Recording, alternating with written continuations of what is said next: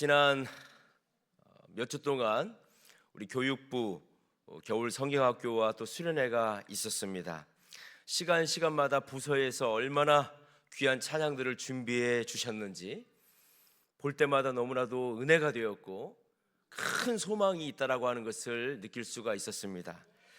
또 우리 부서 사역자님들이 또 열심히 또 말씀도 준비해서 그 말씀을 선포할 때 온 성도들이 함께 은혜 받는 것이 너무나도 좋았고, 저도 모처럼 그 시간 동안에 앉아서 말씀도 듣고 또 은혜와 찬양을 올려드릴 수 있는 시간이 있어서 참 행복했던 시간인 것 같습니다.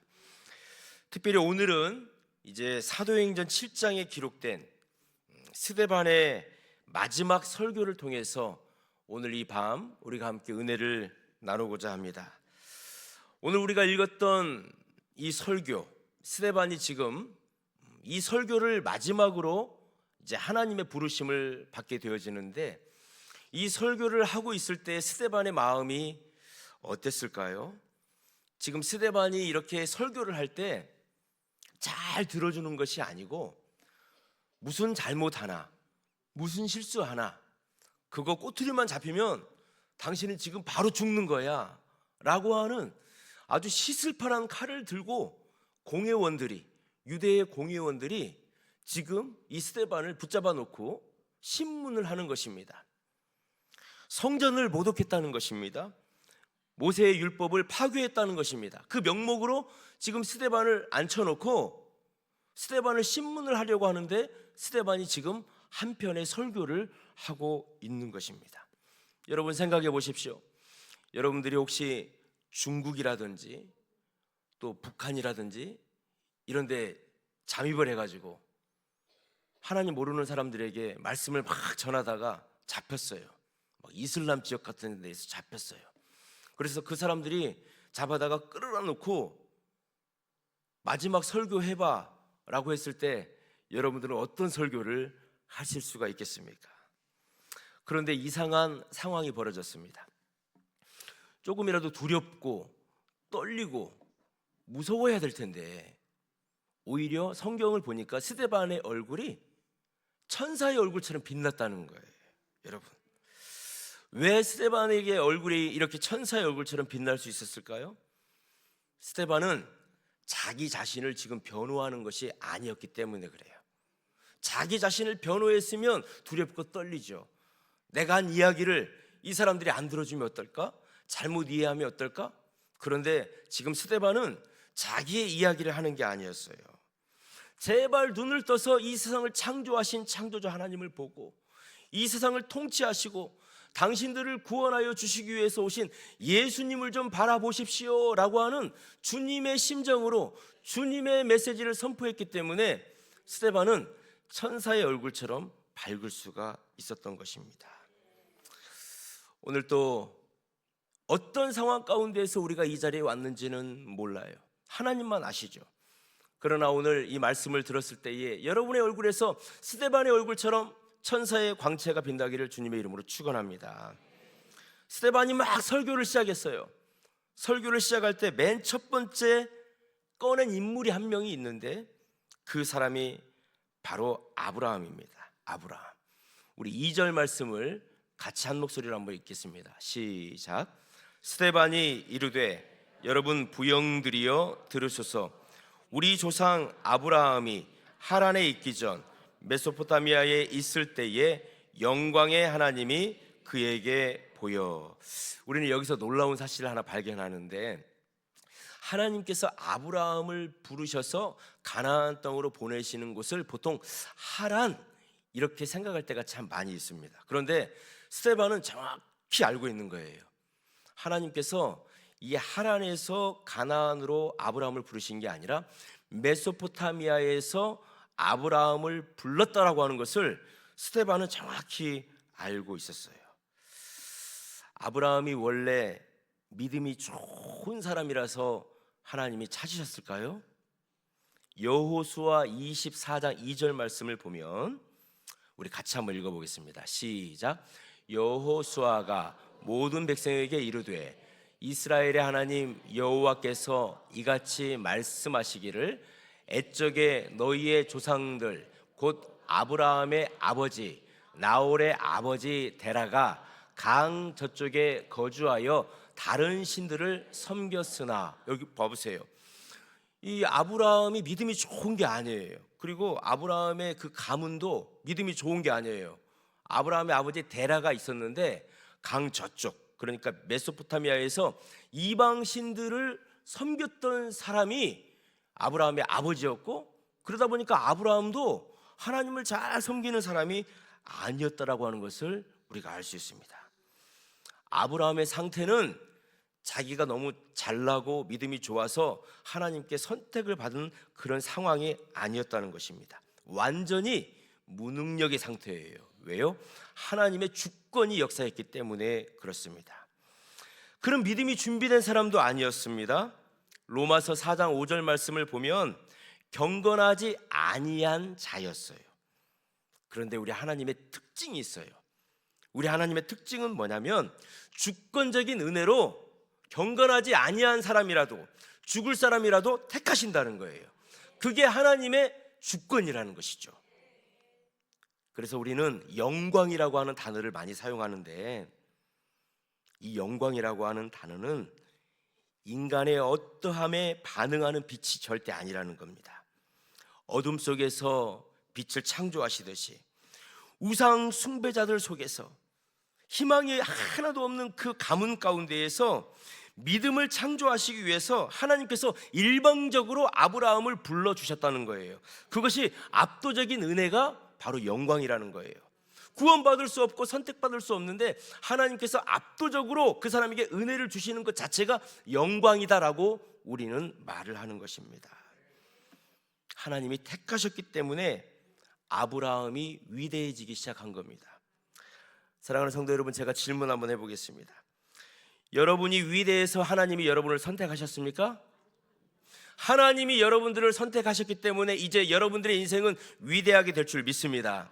그것을 우리가 믿는 거예요. 하나님이 나를 선택해 주셨기 때문에 우리는 이제 위대하게 되는 것입니다. 하나님은 아브라함에게 말씀하셨어요. 본토 친척 아비집을 떠나라, 이렇게 말씀하셨습니다. 그런데 이것은 단순히 그냥 이사 가라 이게 아닙니다. 본토 친척 아비집을 떠나, 이것은 네가 의지했던 세상의 기반을 이제 끊어내, 이렇게 말씀하시는 겁니다. 나를 보호해줬던 그 울타리들 다 끊어내, 지금 이렇게 말씀하시는 겁니다. 영적인 단절을 요구하시는 거예요. 그 메소포타미아에 있을 때에는 하나님과 연결될 수가 없다는 거예요. 세상에 그 모든 악한 것들을 끊어내야만 된다는 거예요. 때로는 우상과의 단절을 말씀하십니다. 누구와의 이렇게 정신적으로 연결되어져 있는 단절도 말씀을 하시는 거예요. 혈연과 연결이 되어가지고 악습, 풍습, 그거 잘라내지 못하고 그냥 얽혀가지고 있는 그 상황, 하나님께서는 말씀하시는 거예요. 영적 단절을 해라. 그런데 아브라함은 하나님께서 그렇게 말씀하셨는데 그 영적 단절을 온전히 하지를 못해요. 왜 그러냐면 메소포타미아를 떠나서 하란이라고 하는 곳으로 가거든요. 그런데 거기에 자기 아버지도 같이 있는 거예요. 아버지 데라가 같이 있는 동안은 아무리 몸부림을 쳐도 영적 단절을 할 수가 없는 거예요. 왜요? 아버지 데라가 계속 우상을 섬기는데, 메소포타미아에서 하란으로 옮겼지만 아버지 데라가 계속 아브라함을 영향권 안에 딱 두고 딱 붙잡고 있는 거예요. 그래서 온전한 단절이 되지 않은 상태였던 것입니다. 우리도 우리의 인생 가운데 하란이라고 하는 곳에 우리가 머물 때가 있습니다. 하나님의 약속을 알아요. 하나님이 원하시는 것이 무엇인지도 알아요. 그런데 여전히 이 세상의 정 때문에, 누군가와 연결되어져 있는 그 연결선 때문에, 미련 때문에 우리가 계속 머뭇하는 그곳이 바로 하란이라고 하는 곳입니다. 그런데 여러분, 낙심하지 마십시오. 하나님께서는 하란에 있는 그 아브라함을 기다려주세요. 언제까지요? 아버지 데라가 죽을 때까지 기다려주시는 거예요. 결국 아버지 데라가 죽습니다. 그때에 비로소 아버지와의 단절이 되면서 하란을 떠나서 하나님께서 명령하신 가나안 땅으로 비로소 아브라함이 가고 있는 것을 볼 수가 있습니다.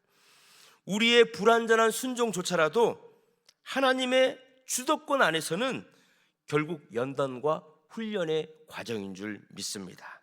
그 지체되었던 시간이 있어요. 하란에서 머뭇머뭇했던 시간이 있어요. 그러나 그 시간도 우리를 다듬어 주시고 우리를 하나님의 나라를 위해서 달려갈 수 있도록 힘을 비추게 주셨던 영광의 시간임을 믿으시기를 바랍니다. 이렇게 스데반이 그 공회원들 앞에서, 그 서슬파란 칼을 들고 있는 그 공회원들 앞에서 이 아브라함에 대한 설교를 열심히 했어요. 그리고 두 번째 인물로 바뀌어지는데 그 인물이 9절과 10절을 보면 요셉입니다. 이제 이 요셉에 대한 이야기를 공회원들에게 이 스데반이 지금 해주는 것입니다.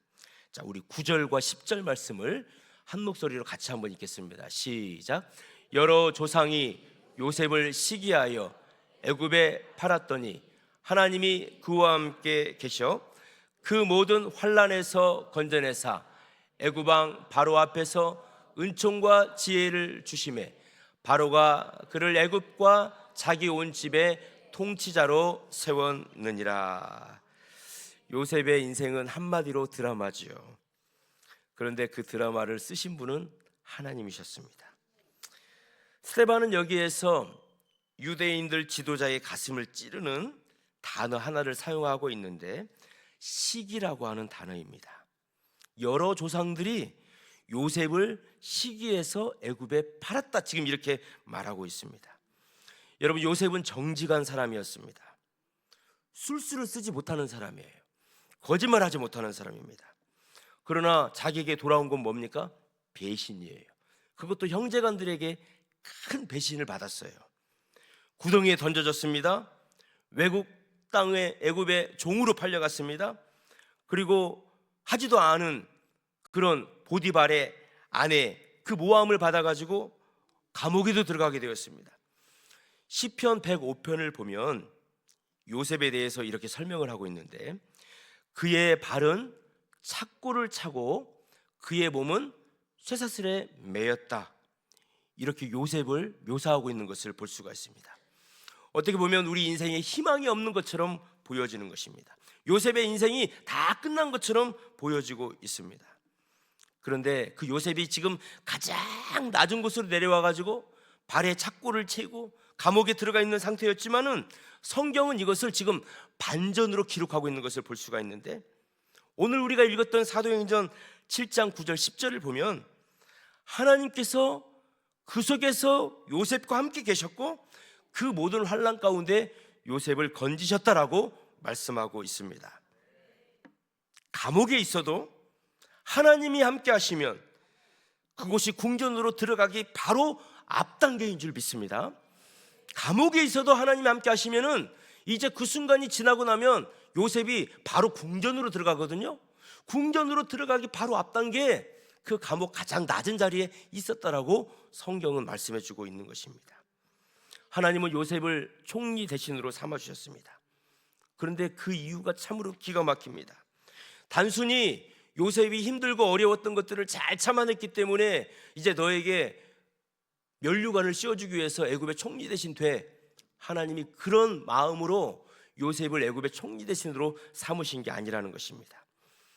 앞으로 장차 7년이라고 하는 어마어마한 그 흉년이 애굽과 전 지역을 휩싸릴 때에 그 재앙 속에서 야곱의 가족을 이 요셉이 살리는 거죠. 이 요셉 때문에 이 야곱의 가족이 애굽으로 들어오게 되죠. 그런데 이 과정은 무슨 일을 이루시기 위한 과정이냐면 앞으로 오실 예수 그리스도의 길을 예비하기 위해서 요셉이 애굽의 총리 대신이 된 것이고 요셉을 통해서 야곱의 가족들이 다 애굽으로 들어온 줄 믿습니다. 여러분, 우리 인생에 이해할 수 없는 고통들이 너무나도 많이 있습니다. 우리가 믿었던 사람에게 배신을 당하기도 합니다. 그렇게 그를 위해서 기도했는데 하나님께서 그를 다른 길로 인도하실 때가 있습니다.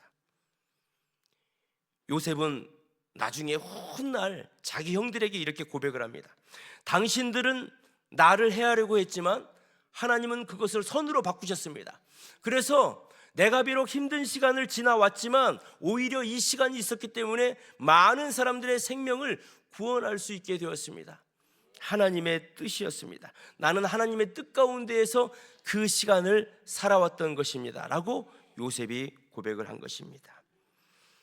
이것이 바로 로마서 8장 28절 말씀에 모든 것이 합력하여 선을 이루신다라고 하는 하나님의 말씀인 줄 믿습니다. 하나님께서는 여러분들을 구원의 통로로 쓰시기 위해서 더 깊은 계획 안에서 하나님이 다루시는 이유는, 혹시 여러분들에게 고난을 주시는 이유는, 아픔을 주시는 이유는 요셉처럼 그가 당했던 모든 일들 결국은 예수 그리스도의 오실 길을 예비했던 것처럼 저와 여러분 오실 예수 그리스도의 길과 주님께서 원하시는 그 영광을 이루시기 위해서 우리를 빚으시고 우리를 다듬으시고 우리를 하나님에 두기도 하시고 우리를 주님의 나라로 인도하여 주실 줄을 믿습니다. 스데반이 이렇게 설교를 다 했어요. 아브라함에 대해서도 설교를 하고 요셉에 대해서도 설교를 했어요. 그런데 그 설교를 들은 유대인들, 공회 회원들이 스데반을 죽이려고 하는 거예요. 스데반을 죽이려고 하는 거예요. 그래서 스데반이 또다시 힘을 내가지고 한 번 더 설교를 합니다. 하나님께서는 이렇게 아브라함과 요셉을 통하여서 이 땅에 예수 그리스도께서 오셨습니다. 예수님께서는 이 성전에 계시는 것이 아니고 여러분들의 마음속에 들어오셨을 때에 여러분들이 구원을 얻을 수 있는 것입니다. 하나님과 예수님은 성전에다가 우리가 가둘 수 있는 것이 아닙니다. 그리고 우리가 지금까지 믿어왔던 그 모세의 율례와 법도는 예수님이 오셔서 다 이루어 주셨습니다 라고 이 스데반이 막 설교를 하는 거예요. 스데반이 이렇게 설교를 하니까 공회원들이 분노가 치밀어 가지고 이제 돌을 들어 가지고 스데반을 막 죽이려고 하는 거예요. 돌을 던지는 거예요. 55절과 56절 말씀을 보겠습니다. 같이 한번 읽습니다. 스데반이 성령 충만하여 하늘을 우러러 주목하여 하나님의 영광과 및 예수께서 하나님 우편에 서신 것을 보고 56절 말하되 보라 하늘이 열리고 인자가 하나님 우편에 서신 것을 보노라 한데, 스데반이 막 돌을 맞는 거예요. 이제 여러분 돌 맞아 보셨어요? 저는 돌을 맞아 보지는 않고 미끄럼틀을 이렇게 타고 내려가다가 미끄러져 가지고 제가 그냥 이마를 쿵 쪘는데, 제가 한번 이렇게 쿵 쪘는데 그 한 번 쪘는데 정신을 잃어버렸어요. 한 5분 정도를.